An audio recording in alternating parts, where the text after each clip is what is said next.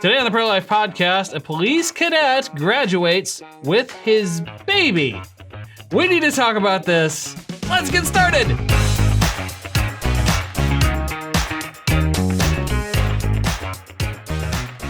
Happy Thursday, PROLIFE family. It's almost Christmas. Grab your coffee, pull up a chair. Hey, friends. Hi. It's almost Christmas. We're so excited. I'm excited. I love Christmas. Christmas is the best. It's my favorite. Christmas is my favorite. So, for the folks at home, listening at home, would you mind introducing yourselves? Kim Schwartz, Director of Media and Communication. Bailey Barton, Development Associate.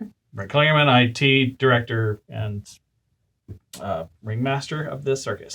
There you go. Cool. So, we want to talk this heartwarming story. Love this story. But first, there's stuff in the news. The Cox case about it's Texas Supreme Court. Woman has a bad diagnosis and wants to abort her child. And the media is spinning this hard. Oh, yeah. I understand that this is a bad diagnosis. This is a rough situation. But it is not the death sentence the media is portraying. Yeah. And I want to clear that up real quick. Yeah. I think, whenever you hear, I'm sure all of us have heard and seen the headlines in our news feeds and everything about these really just dramatic headlines like Texas fetus that has fatal diagnosis, heads to court or something like that. Like these really doomsday headlines. There was one outlet that called baby Cox a doomed fetus. And so it's just really ridiculous. But I want to actually take kind of not look at this case necessarily with joy because the baby was aborted, but we can look at a trisomy 18 diagnosis actually with a clearer lens. And I want to give some encouragement and some hope and actually some joy into this and into this side of the story. So we hear, this woman in Dallas, she received a life-limiting diagnosis for her baby. She always wanted a large family. So immediately, I think all of us can feel compassion for her and sympathy because you never really, nobody can prepare you for the news that your child is going to die, or that your child's life is going to be much shorter than what you imagine. Like all of us can, feel that heartbreak. And so the media ran with the story that the pregnancy, they were saying that the pregnancy endangered her life, and that's disputed. That was really stretched out of proportion. So we're not really going to touch that because we've already covered that angle already on abortion in cases of life of the mother. But what they were really harping on in the media was the trisomy 18 diagnosis and saying, if this baby is going to be stillborn when she's delivered, or if this baby's only going to live a couple of hours and suffer, is it really worth it? Shouldn't she just have an abortion now? And that's like the most, that really gets to the heart of the matter, actually, on the question, is this life worth living? Is this life worth protecting? And we believe, yes, that every life, no matter how ill or abled or disabled, young or old, that child is valuable and created in the image and likeness of God. And God has a plan and a purpose for that life, no matter how short her life is, right? And so that's part of the conversation there is like, well, this life isn't worth living because they're not going to live very long. So even if that were true, even if this child is going to live just till term, even if the child is only going to live a few hours after birth, that life is valuable and we need to protect her. But actually, the media has come under fire for really botching and mischaracterizing trisomy 18 as always being deadly, as always being lethal. They've been calling it incompatible with life, deadly, fatal, non-viable. And this is important that the media should get it right in this coverage because families who are facing these life-limiting diagnoses right now, like imagine somewhere in the United States, there is a couple that is getting this news right now that their child has trisomy 18 and they're hearing it in the news that this condition is fatal, that the child is only going to live a couple hours. So you already have this very negative bias toward this child. And they're hearing all of this negativity that your child's not going to live very long, that it's better if you just abort. And that's not true. Again, even if the child will live longer, or even if the child won't live a very long life, their life is still valuable. But there's more research and more treatments being tried that are making children's lives with trisomy 18 that they can live longer. So I want to read this statement actually from the support organization for trisomy. And they didn't say anything about abortion. They are just a trisomy support organization, as the name says. Right. And they express sympathy for the parents. But they said, for decades, the terms incompatible with life and lethal have been associated with trisomy 18. However, recent advances in medical research challenge this historical narrative. Contrary to earlier findings, 1 year survival rates for infants are now 4 to 3 times higher, ranging from 12 to 19%. In fact, the survival rate for these children increases for a rate of 30 to 50% with intensive intervention. Did you ever hear that this week in the media coverage on baby cocks with trisomy 18? No. And so it's important that pro-life advocates are vocal about these interventions, not only because it could reach parents who are considering abortion, but even, let's say, parents who aren't going to have an abortion for their baby with trisomy.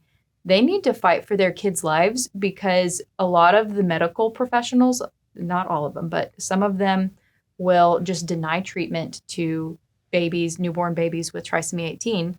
And I have this one story of a couple whose daughter is now 12 years old, actually. Wow.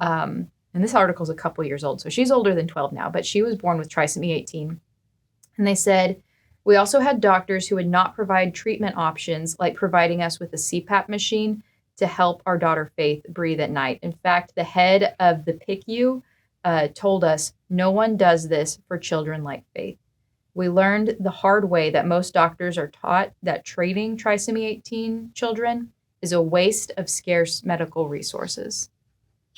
And that's just heartbreaking. It is. Because these are children. And you can see whenever we use abortion as the answer for conditions like trisomy 18, if we just say, well, this child isn't going to live very long, so it's not worth it, that spills over into other conditions and into other situations like the babies who are born who they need a chance to fight. And imagine if this girl Faith, had been denied those initially, that they would have missed out on 12 plus years of her life. So it's important just to know, like, the illness of trisomy 18, there's been a lot of interventions that have played a crucial role in enhancing their survival. And that's, again, from the SOFT organization for trisomy 18. We need to have a commitment to life. Like, we've talked about that several times on this podcast, that whenever we're trying new things, whenever we look for creative solutions, not to see the patient as the problem, but to see the condition as something that we can treat, then the survival outcomes, the survival rates improve because we're trying to improve them. That makes a huge difference.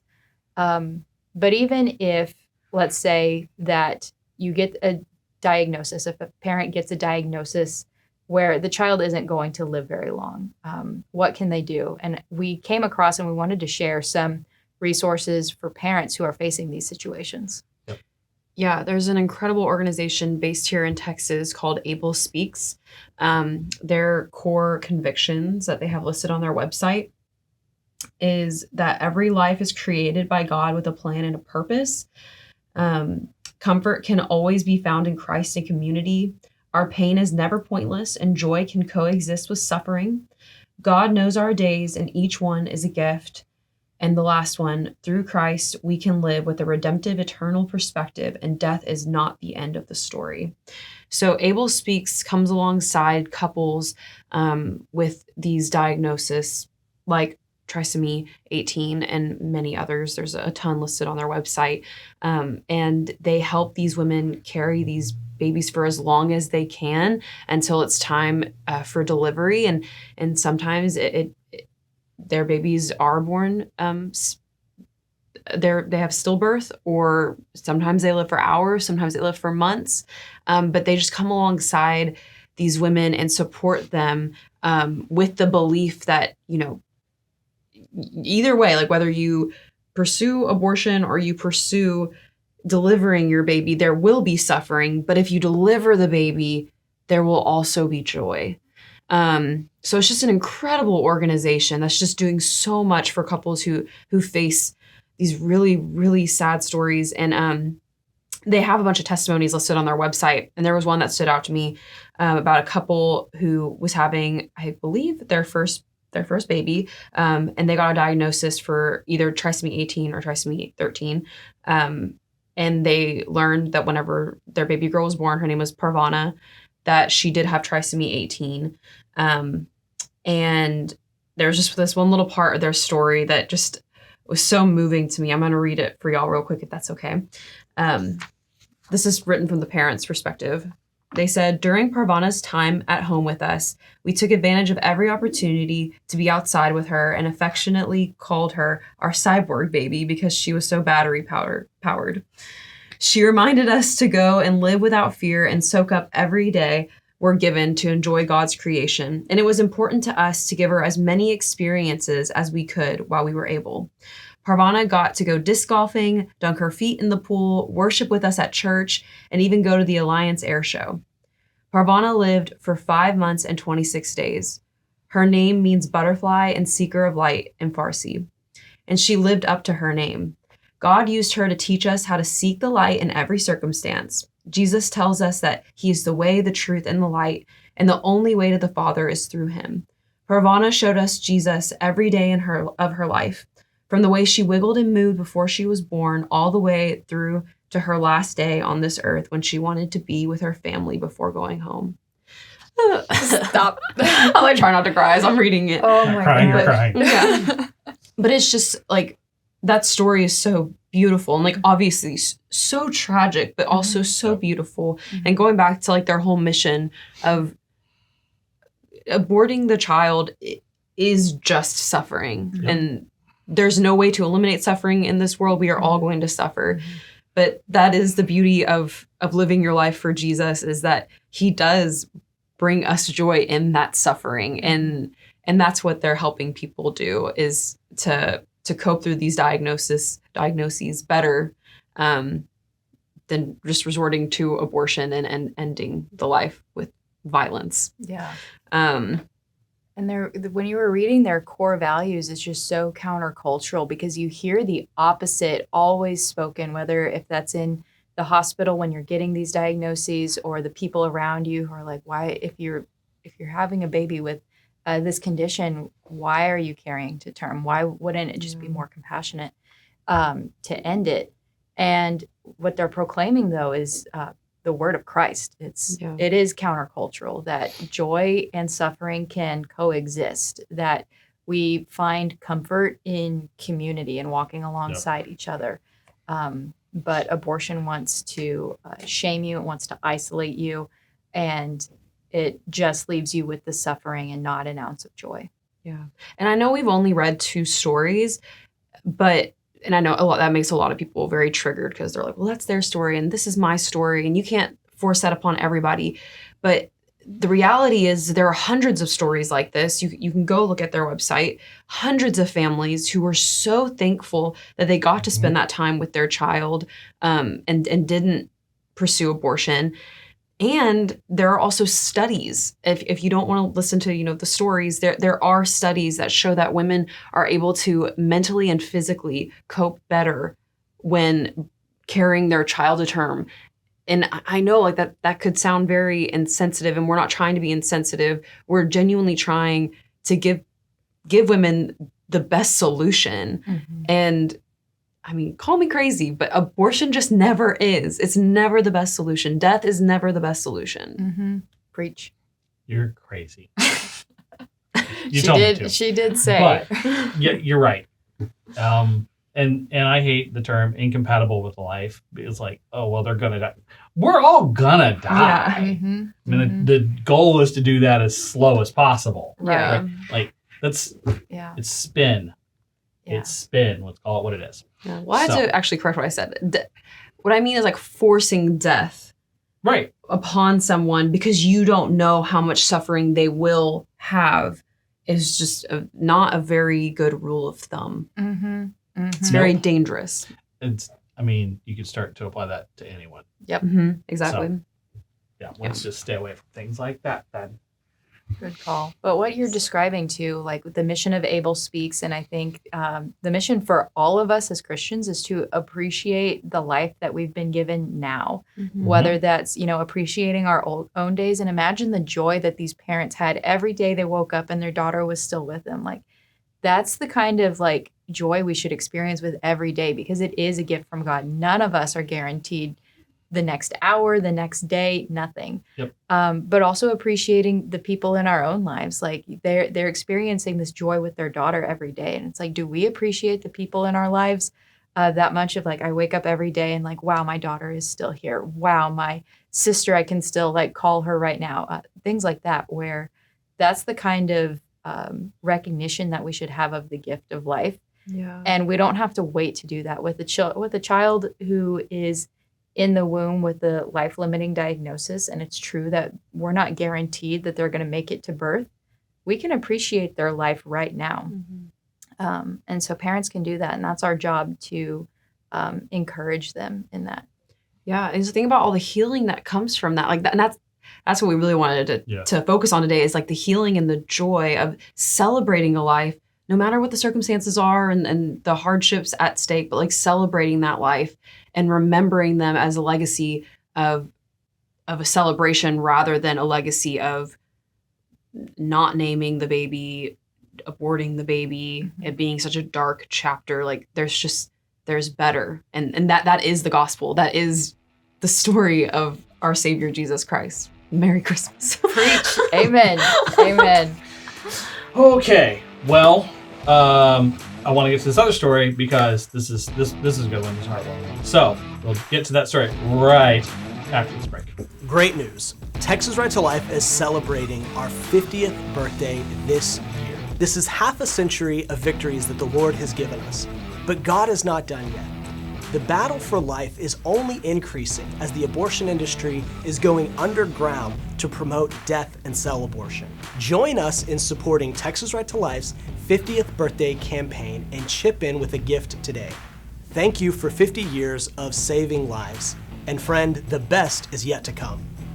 Without warning, you or your loved one could end up in the emergency room where every second counts and your medical wishes matter more than ever. However, if your loved one doesn't have the right medical documents on hand, they may not be able to make decisions for you in a crisis. My Life Angels solves all of this by walking you through step by step in creating these important medical documents and storing them online securely for you and your family to access at any time. The service is only $7 a month, but use the link in our description for 20% off your initial subscription period. Don't let strangers make life and death decisions for you. Get the My Life Angels app today. Welcome back, friends. So I want to talk about this other story. This one makes me happy. I love when happy baby stories and happy law enforcement stories all come together. It's just yay. That's It's a great story. Merry Christmas. Yes. So a picture here of this father being sworn in as an officer while holding his child. Based. Trent Kersey. His wife went into labor on the day he was supposed to graduate from the police academy. And he had to call the chief and go, hey, I'm not going to make it. Like, we get it. Mm-hmm. Go take care of the family. So the police academy goes through with the graduation ceremony for all the other cadets. But then they decided, we are going to bring the graduation to the hospital. So that had to be a little bit of a weird experience when all these officers come walking down the hall and the nurses are like, what is going on? But I'll put a little clip of the video here. They did the swearing in the hospital room. So he's holding his child and swearing the oath to become a full police officer. Here it's in Modesto Police Academy. It's nuts. I love this. I love this so much. It's so precious. It's incredible. I was going to say we weren't going to cry in this half of the episode. Oh, well. This is already slated to be a big day, but then your wife goes into labor. You have you have your baby. Oh my So gosh. this is a big day. I'm sure his wife at the height of hormonalness now, having just delivered, and now is watching her husband. Like, Yeah. "Ah!" There's no pictures of her in that moment, and that's just probably good. Yeah, because I mean, just imagine, like your husband had worked so hard for this, being in training for how long are you in like a police academy for? It's I'm not sure. It probably differs from different groups, but I would say it's probably a couple of years. Okay. This is a Man. school, so Yeah. this is a while. Gotcha. It's a lot of work. So, like, knowing, when your spouse has put in so much work into this and has worked so hard, and it's like, oh, yeah, the graduation day, big day, this is going to be everything that he dreamed of into this new chapter. And then, like, bonus surprise, better surprise, you're going to meet your son this day, but it's like, wow, you lost this other good thing. But the police academy just really embraced this pro-family, pro-life. It's Right. like you can have both, right? We don't have to sacrifice one good thing for the other good thing, and vice versa. Like we have both. Yeah. Why not both? Why Yeah. not both? There you go. I love stories like this where you can get that pro-family Exactly. thing, right? Like, good on this police department for taking that pro-family moment and going ahead and let's bring the ceremony to you guys Yeah. and make this crazy awesome day. That's a big day right there. Yeah, and our culture desperately needs more stories like that of a workplace prioritizing family over professional achievement, which professional achievement is important and it's great, but your family comes first. Mhm. And that's the kind of culture we all want to live in. Oh, yeah. Yep. Yeah. Yep. We talk a little bit about like kind of the community lifestyle, right? Like Mhm. everybody chips in to support your family. And sometimes that's going to require sacrifices for you. Like it required a sacrifice for the police department, for all of them to trek into this hospital. Hospitals are complicated. They are. Yeah, to like get in and swear this guy in, but they realize, he's important to our tribe, to our group, as, the new class of police cadets. And we want him to experience this great celebration of the birth of his child so we can do both. Mhm. Even though whenever it requires sacrifices and inconveniences and all this stuff, but the joy is so much better in the end. I love the picture of he's swearing his oath and holding his kid, his hours-old child. That's just doesn't get much better than that. That's a good life right there, man. I want to say the child was maybe like 1 hour old, like It's that they barely- swore yes, him in Yeah. an hour That's after crazy. birth. Maybe like max 4 hours. It's been a while since I wrote that article, but Yeah. like max he was This is a 4 tiny hours baby. So Yeah. old. Yeah. Sounds like a great day. Exactly. And that's the kind of thing that we can all replicate in our own lives is going out of our way to bring joy to families and encourage them in their family lives, however that takes shape. There's all kinds of ways. love heartwarming stories. It is the giving season. It is the Christmas season. I love this time of year. I love stories like this. And if you want to keep stories like this on the internet and out there, and podcasts like this on the internet and out there, links below to support Texas Right to Life. Yes, donate today. We have a big year ahead of us, 2024. Texas Right to Life is going to be working harder than ever to strengthen and protect our laws, to protect life, and also sending students to college campuses to stand up for life in the most violent place towards life, I would argue. These college students are doing such amazing work, and Texas Right to Life is able to mentor them and give them a scholarship so that they can continue standing for life on their campus. So please prayerfully consider donating to Texas Right to Life. Well, thank you, friends, for watching. So 2 weeks from now, another episode. We're going to talk the craziest stories from 2023 because it'll be a new year. It'll be a new year. Oh my gosh, crazy stories from 2023, a couple of our favorite stories from 2023. So we will see you next time in 2 weeks. Thanks for watching, guys. Merry Christmas. You should have said we'll see you next year. That's the total I dad know. joke. We'll see you next year. See you next year.